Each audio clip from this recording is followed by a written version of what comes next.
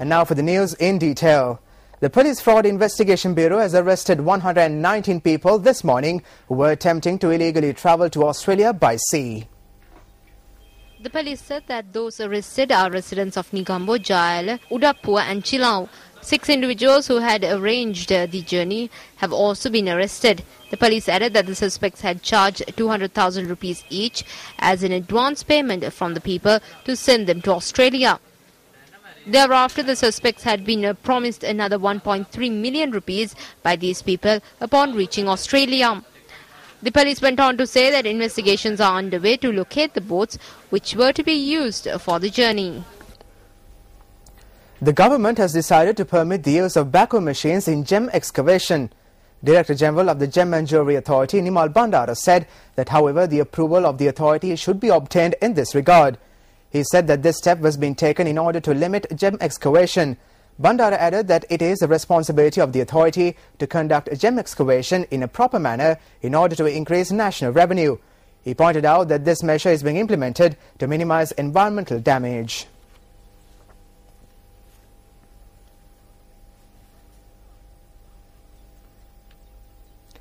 Media spokesperson of the United National Party, parliamentarian Gantha Karunatilaka, says that the government has no plan or program. He made this statement at a public rally in the Pattakade area in Berwala yesterday.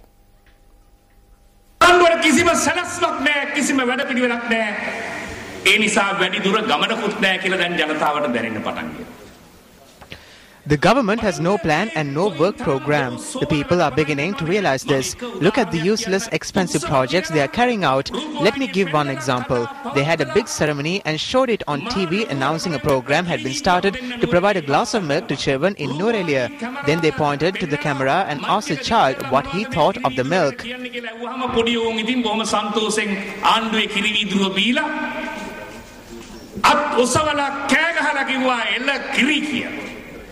Sadly, these children received a cup of milk for only 2 days. Now when those children ask for milk, the government is saying there is no milk.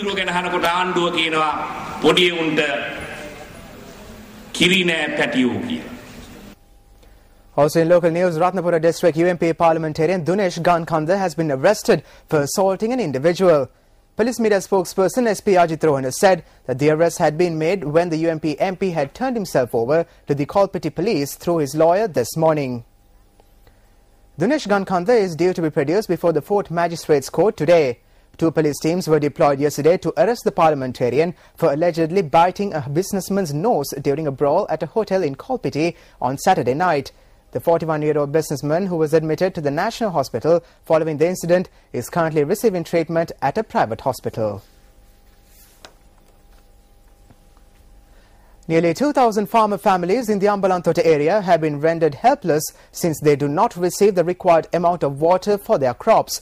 The paddy field in the Yaya 9 Baravakumbura area and Yaya 11 in the Mamadala area in Ambalantota are slowly transforming into barren plots of land owing to the erratic supply of water.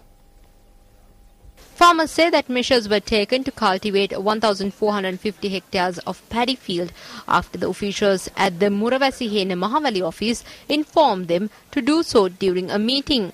Accordingly, some farmers have already sowed paddy while the others have begun to till the land for paddy cultivation.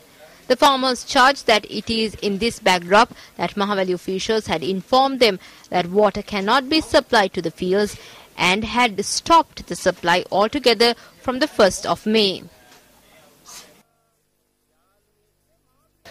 They told us at the meeting that water will be supplied and for us to complete sowing the fields by the 21st, so we carried out work accordingly. But midway through this, there was no water left in the canal. Water was supplied for only 3 days this season. News First made inquiries on the matter from the technical engineer in charge of the area, DMG Yasaratna. There is a drought which has caused this problem. The side gates have been shut. Therefore, water has been flowing since this morning. In another hour or 2, all the canals will receive water.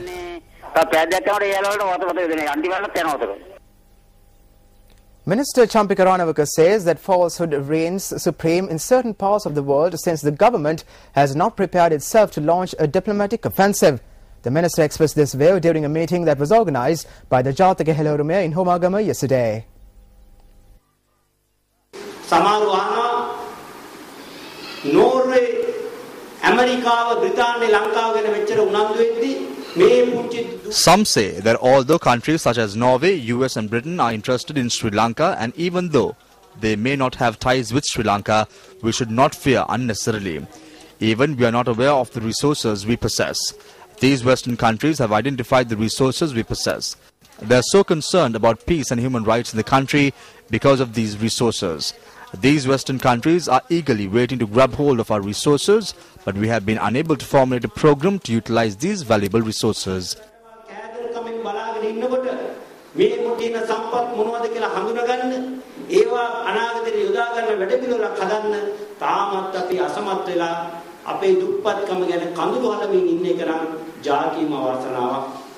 මේ ලෝකයේ ත්‍රස්තවාදය මර්ධනය කිරීම සඳහා යුක්ති සහගතම ධාර්මිකම.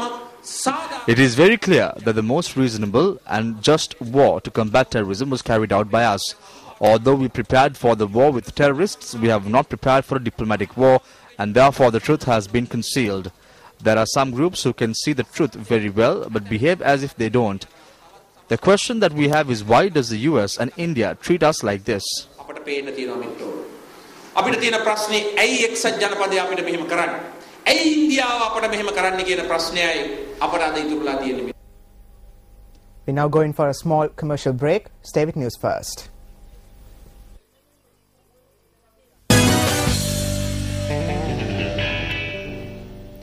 Ananda College, Colombo and Sumana Balika Vidyalaya in Ratnapura won the boys and girls titles respectively at the tennis under-12 inter-school tournament. The tournament, which was organised by the Sri Lanka Tennis Association, was conducted at the SLTA courts in Colombo. Sumana Balika Vidyalaya and Newstead College Negombo set up the final showdown in the girls category, which saw 16 teams participating. Sumana Balika Vidyalaya secured a 2-1 win over their opponents in the final. Ave Maria Convent Negombo came in third. Meanwhile, 29 teams competed in the boys category. Ananda College Colombo were pitted against St. Peter's College Colombo in the boys final, which saw the Anandians claiming a 2-1 win.